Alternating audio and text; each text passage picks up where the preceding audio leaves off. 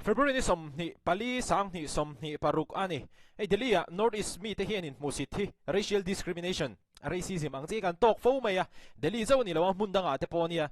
tunhaya pokhanin Arunachal Pradesh mi pathum te yan he tiang deu hian boina an lo to ka hemi chung sang hi kan ria kanga ngei po hi manilo khanin khuda Maharashtra hang ka zukkala North East atanga local kani ti kha an shelo reng reng ani khoi tangei local tia mundang nakina ka soya ke ma experience pokha kan reaction phatang tu na chuan from there to another incident that should really make us worried about the state and should make us feel a little embarrassed if not feeling ashamed. News reporter po hianin he thil dang issue pakhataron kal le tawa ron om le tawa he thila hi chu aza thla ka ke ni po hi zaktur kan ni atiani achan chu kulam mi than khathi an mall itimai teng kan trong na lutuk long an se thiam don chuang lowa chu wang chuan hin an mall iti top mai te ang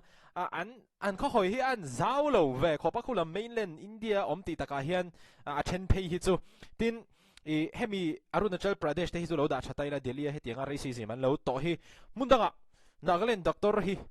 khoi khem atokin ka sia mo he tu na hian Nagaland doctor son FIR faila khatianga ama lo beitum tu te kha mi pahni kha tu na hian in jail an tang mek ni in ka sia chuan Maniloka Arunachal Pradesh anini lower Dibang Valley kilai resort mun wam lutuk tourist attraction thitiang mun vela pokhanin Gujarat atanga ronkal tourist ten in ka sia khangte khanin buaina an siam bok ani himi huna khelmo chu ban chuanin he ta tanga ronkal le khulama omte mo he hau hi an buai thak thin khop mai achang hi chuan feldeu de wanom he chu chiang amaro chu atam jok uneducated le educated ve tho amaro chu tiang shelo lutuk an general knowledge chelutuk ang chi hau hi heng hau hi a buai thak du thin khop mai minor dispute in Delhi's Malviya Nagar allegedly turned into blatant racial abuse. Racial abuse ta kan en chanang go sell momo hetiang hianin min ti thina ni ke ni North East atanga akal thin ho te hi momo vazuaro work in massage parlors. Massage parlor in thok thin nang ni chu in thok thin hey an musit ti na ani work go sell momo te ka hi racism ani phata so ni work in massage parlors te hi North East ho min musit ti na ni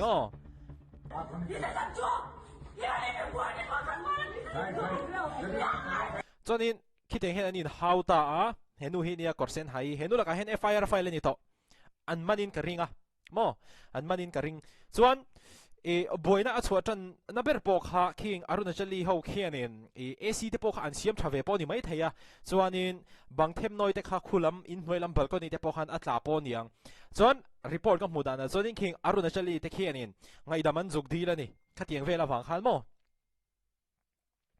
ngai danan si ngai dam an juk dila amaro chu khatianga engkim fel enge ol samde wa fel thei mai tur kha mizote tu ni se holu tu kan tianga ke manin bolho de kan ru tanga amaro chu khatianga fel mai tur kha khi te henin an boi tan nuai mai ni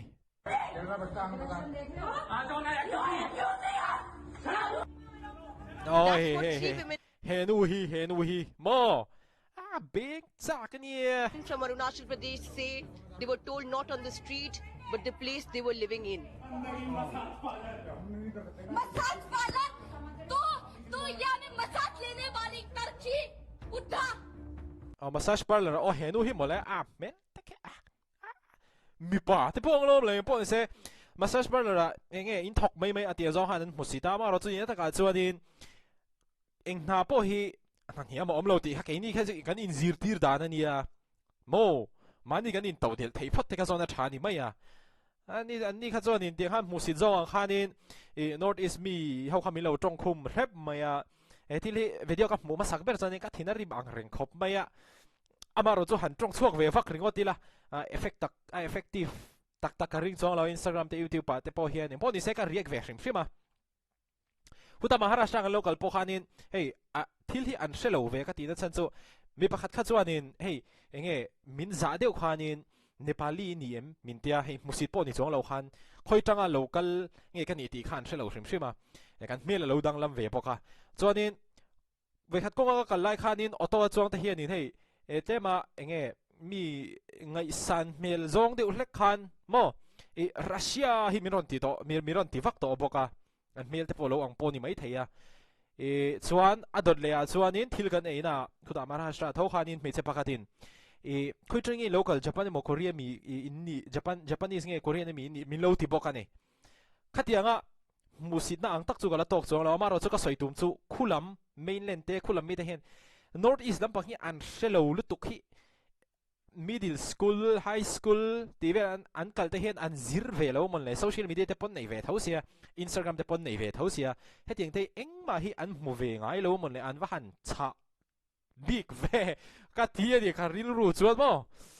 khami hakan ron soilang ve shim ani. What began as a minor argument over dust from an AC installation spiraled into alleged racial abuse. AC installation an nei line dili te zuluma ni obviously AC mamoa hetianga installation nei lai khanin a outdoor unit ke pokhi ki ka hnunga khen AC om ke a outdoor unit an fit lai vel khan thil vertenga yanga kha azuk ta thlan yang in noi lam varanda vel amo and criminal intimidation. तेरे यहाँ पे आदमी मसाज पार्लरों में काम करते हैं, हमारे यहाँ नहीं, पढ़े लिखे हैं वो. कहाँ के? The incident took place in South Delhi's Malviya Nagar. hetianga ni lai hianin north east one thil tam taka contribution kan nei nga de zoka chuanin Meghalaya chief minister ron tong chuaka ti tha ka ti khop maya a north east angin a Mizoram chief minister de ron tong chuak ve se thatura nia aron tong chuak ngei point ka ringa chuanin heta congress apon opposition leader Gaurav Gogoi te pokha kha pokha aron tong chuaka hetianga north east mi le sa te na Delhiya racism mo racial discrimination talk thin hi a thalo hle me adem om hle me ting zo khanin aron tong chuak to bokane उसने पर्सनली हमें अटैक करने का धमकी दिया chuanin khinu korsen hanu khian avainu khian enge political connection kan nei tiang zong vel te po khanin khi te khi avo le nga lin ka sia Arunachali hmeichhe ho khemo rapthlak le mai he thil hi hei aron viral khani ta mai ta video kan mu thei lem lo amaro chu tianga racial discrimination theng hi atamin ka ring tu ka video en tu te po hianin inexperience ngei te po soiturin nei ka ring comment section a hanin aron soilang tang he ula remin ti son nang manin mo henglo po hi midang atang te po in chanchin in shefo win ka ring hetianga thil racial discrimination an to vel hi mo chuanin यहाँ रहने लायक नहीं हो तुम लोग एकदम गवार हो बोल रहे थे कि मैं पुलिस की ये कर दूंगी वो कर दूंगी जिसको बुलाने बुला helai hmuna hianin ve tlak in ni lo tiang zong ten lo trong khoma he no hian mo north east mi le sa te ho hi लाठी पकड़ के मारूंगी मैं तेरे को chuanin she called us dumb te dia mall north east mi le sa te mall min ti hle ti na ni zu khulam mainland India ho chuan mo chuanin tha ka ti de chu north king Arunachali hmeichhe ho te khi tlom du big mi alawa an thei to pa an lo tang let ve khi tha ka ti khop mai a chan chu ngoi ta top se khi bi te ho khian in an zuam pha sot don ani ama ro chu an huai sen hle mai mo an huai sen hle mai an tong chuak ve pop pa tin an ni chu hindi Arunachali ho chon hindi thiam shrim shima tu te po hian hindi thiama an hindi hitlem chonin adang lam deu ma ro chu hindi thiam shrim shima chu chonin an hnial le dan tong le ta tha khop mai police pakhat om ve ni ta khian video khian mo a chang kai lo a thir top tin a hoi ko la tiang a he ni police an chang kai lo thin kho mai engmo boina an chwa tak hi chuanin asir vel a he dan lo om vel ve mai lathi charge te ka tiang pungkhom no dar vuak dar ahuna kha chuanin an effective le fu boxia mo khatiang vel kha ani kholam pangkhuk hetia kan lo hriat ve theidana chuan engpo ni se hetiang thil theng hi apoi hle me academ khop maya nakina Instagram a depo na story ve tura ngai la midang te ponan lo mu ve theina turin chuan hetiang thil hi a thleng fo a thleng renga nakina po ala thleng zelin ka ringa a chan chu soile soinu an tong na lutuk lo tura ngai la an mole matin ni mo amaro chu